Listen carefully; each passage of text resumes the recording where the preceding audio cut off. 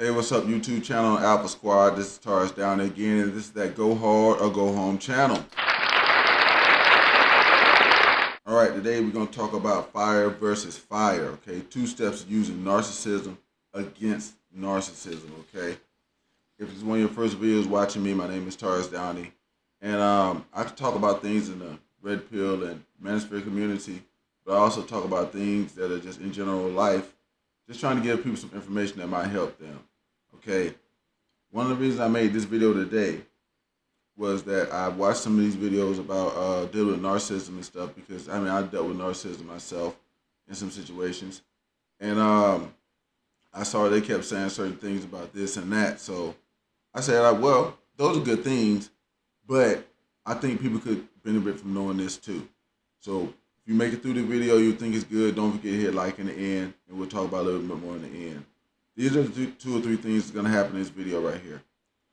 We're going to talk about recognizing narcissists. That's going to be the first step. Okay. And then number 2, the second step is going to be what you're going to do. All right. And after that, I'm going to tell a little story about a boss that I had that was narcissistic. And kind of to reiterate some of the things that I was just talking about. So let's get into this. All right. Look. When I watch some of these videos about these other people, they would talk about like no contact with these narcissists. And the thing of it is like that's a good thing. And yeah, I would recommend that if you dealing with somebody, you try to go non-contact with them and something like that. But it's some situations, like I said, with that boss that I'm gonna talk about in a little bit, where you can't run. So you're gonna have to fight. And that's what I'm talking about here today. The first thing I want to do is talk about recognizing these jokers. Real easy. Okay. You're going to recognize 2 kind of traits when you see these people. Number 1, they got like an air of superiority. That you got, if you really look at them, you're going to realize it shouldn't be there. Okay, that's the first thing. All right. Second, when you talk to these people, you're going to notice that they never really have any accountability. All right. And some type of chaos is always kind of going to be present in their life. All right. It's that person that, for some reason, everybody hates them, but it's not their fault. And what you got to start doing as a person is understanding that there's nobody that exists like that. It would be the same for you. If everybody hated you, it would be something that you was doing. You see what I'm saying? So it's kind of really easy. I see a million videos, and I've seen them, and I watched a couple of them. And there's all these different ways of explaining it, but the best way of looking at this, guys, is you're gonna see this jump. If you actually, and if you're watching this now and you dealt with narcissists and stuff, and you're recovering from it or whatever, you know, if you're looking back, you saw it, you know it, you saw it. So the thing of it is anybody else that's paying attention right now, if you recognize just people in general that don't have accountability, they might not be narcissists, but they're going to be toxic. Anybody that's not accountable at all is going to have chaos in their life because it's very just simple. If you're not accountable for your bills, your junk going to get cut off. And you see people that's all with their junk cut off or can't afford, can't do their bills, can't do this and that. You already know this person probably kind of toxic.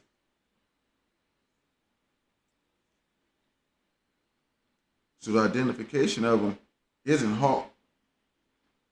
It's just that, see, here's the deal. That goes to number 2. The identification of them isn't hard. But once you identify them, you can't feel no empathy for this person. And that's where the problem comes in. This is step number 2. You see, people can see that people are messed up, but you want to help. Or you think that, okay, this and that. But the thing of it, the lack of maturity in a person, that's what I'm going with number 2. You can't feel sorry for people who don't want to be adults or who are behind a power curve of becoming adults. You can't really feel sorry for that. That's what's going to get you in that narcissistic trap anyway. That's what's going to get you in there. And if you're watching this and you done dealt with that kind of abuse or being with a narcissist or being around them, you know it. Most people have dealt with narcissism. That's why I keep the reason I made the video. You cannot run. You in some cases you really can't run. So I'm gonna tell you about that boss in a minute here. But once you done did step one, you done recognize this person, find out what they are, this and that. You don't have to find out they're a narcissist. I'm just telling you the truth. If you find out somebody don't have accountability, this person got to get they either got to go right then. Your no contact need to start right then, or they got to get fed out of a long handled spoon. They got to be dealt with in certain ways. Okay, we'll talk about that in more videos if people get questions from this one. After you find out this junk, if you already got to deal with this person, if you can't go no contact, if you got to doggone, if you got to fight back, if it gets to the point where you either got to fight back or you got to be in a situation like I'm gonna tell you about with that boss, you got to do number 3 right here, which is a bonus to it. You got to shine bright like a diamond. Your junk got to be straight. I'm gonna talk about that when I get done with this right here. When I talk about this boss thing with me, I'm finna talk about that. Your junk got to be straight. You got to get to the point. You got to find some way in that situation of getting to the point of dealing with this person or them not being able to touch you. Okay? Because there's going to be some situations you can't run from a good job or something because of a narcissist. That no contact thing they be talking about, yeah. But, yeah. Let me get into this story because that's what I'm going to really do to try to reiterate this. When I was in Korea, I was in the Army, y'all. Y'all didn't know that. Okay, so I was in the Army, and I was in Korea, and at this time I was a sergeant, E5. Okay, and I was running the maintenance for a company. So what I did was I was a supply guy in the motor pool. They needed parts for the vehicles and things like that. I got the parts. I did that. So I had this guy that was over that motor pool, who was a motor sergeant. Okay, he was a rank above me. All right, now, this guy is what I learned these things I'm telling you about right now because I could not run from this situation. This guy was the most uppity, hard-ass joker that you could possibly probably come across, okay? And not only that, he made work suck. It sucked being at work with this guy because when you go around these narcissistic people, especially if they get any kind of power, oh my God. All right? The hardiness and everything else. If you ever been around it, you've been around it, you know it. You know what I'm talking about, especially if you don't dealt with it directly. So here's the deal. This guy put me in several situations to where I was either going to have to go along with what he was doing and play his little game, or I was going to have to fight back. So this is what I did. As far as that office was always at 100%.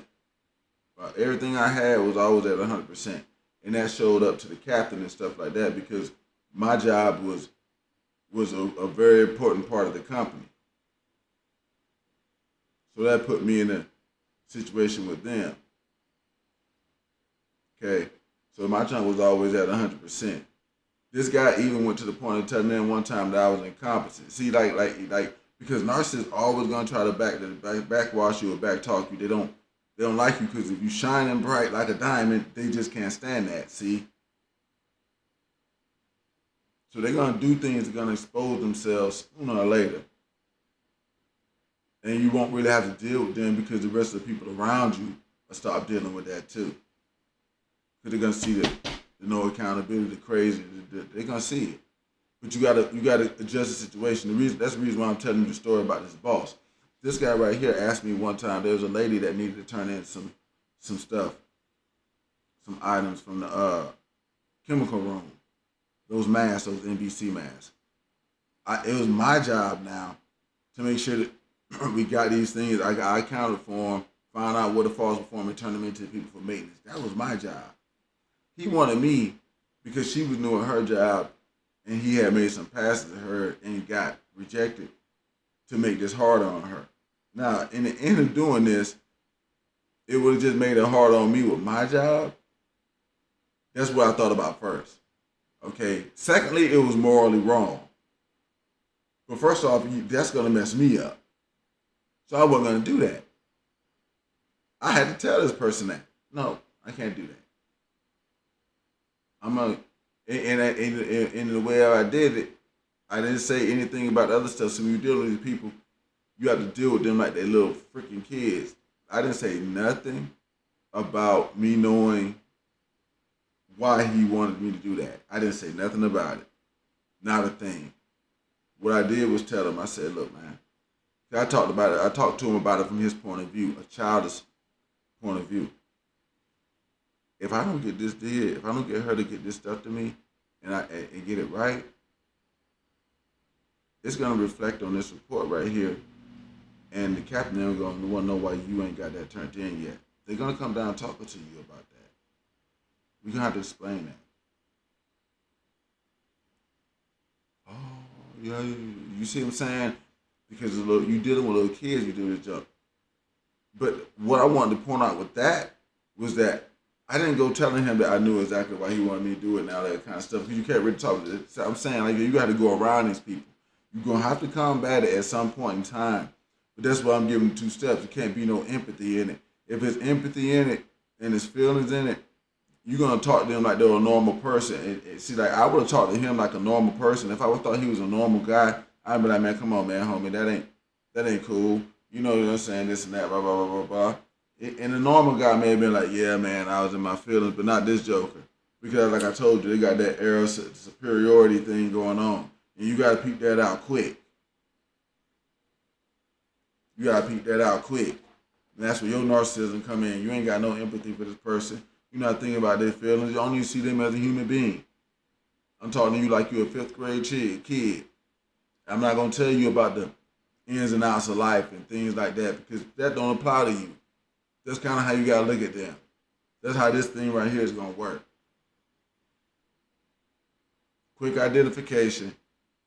And then let me get the long handle spoon out. Let me treat you like a kid. Put the kid gloves on. Okay? Now, even though I went through several situations like this, the thing that was I still executed exit strategy when it came time for me to leave Korea, but I didn't have to go. But the thing of it is I knew that once I had kind of put this guy out there in front of everybody because he just had they have to bad talk people. I don't know why. I don't know why, but he couldn't bad talk you. He couldn't bad talk me because the record stood for itself. So the people already knew. They were like, you see what I'm saying? You got to get it like that with these people. And everybody may not be able to do that, but the people that can, that's watching this, you do that. You find some way around these jokers. And don't let them ruin your life with their little kitty-ass ways. Now, I didn't have to leave Korea, but I did. They begged me to the last day. The captain and them didn't, want me to go. And because the jump was at 100%. They knew they got somebody else. It probably was going to be, it was already turned that way. Because the girl that came to replace me, she was kind of a newer person at our job. She wasn't as experienced as me. Now, if I would have stayed there, I would have been in charge of her. She would have been my clerk. But I wasn't staying there with old boy. Now, after I had that, tell them no a couple of times, because once you got to do that to these people, they going to be out to get you forever. That's true. So you either got to stay on tip-top shape or whatever, or get above them. I'm really talking about, you can't go away from them in your job and stuff. So you got to find ways around it. But if you quickly identify them, you're going to know what you got to do next. But you can't feel no kind of empathy for this person. You got to be in complete clarity. I left that joker, and I know that the captain then was salty about that. And dude probably got treated bad after that. But I don't care.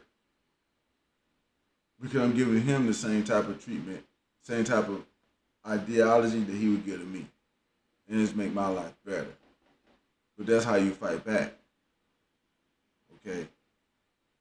You might come up with you find you an extra strategy, you do all that kind of junk, but if you don't really try to get it there in the first place, once you doggone recognize who it is, they either gotta go or it's gotta be a strategy.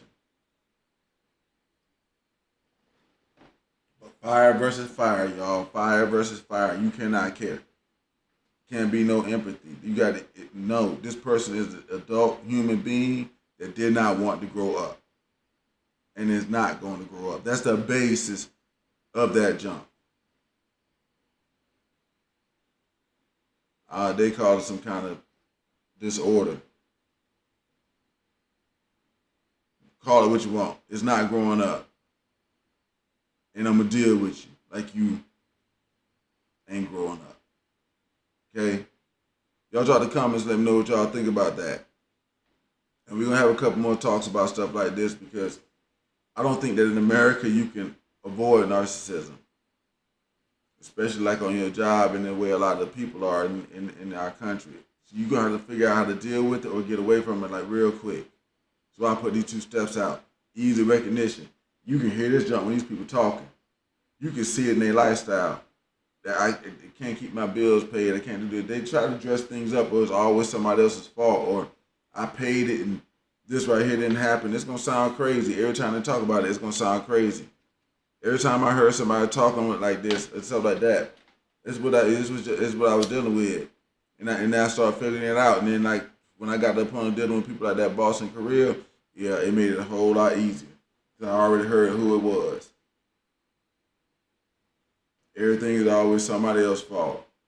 You run into somebody in their life and something is always somebody else's fault. This ain't no adult. That's not even about narcissism. It's just that this about if you avoid non-accountability, in most cases you're gonna avoid narcissism. Because that's the biggest part about them. That's why their lives are always in shambles. From no accountability. But y'all drop the comments, let me know what y'all think. Hit like, subscribe, share if y'all thought this was a good video. I'm Taurus Johnny, y'all. This is that Go Hard or Go Home channel. And this is Fire versus Fire. 2 steps of using narcissism against narcissism. I'm out here on this one, y'all. Peace.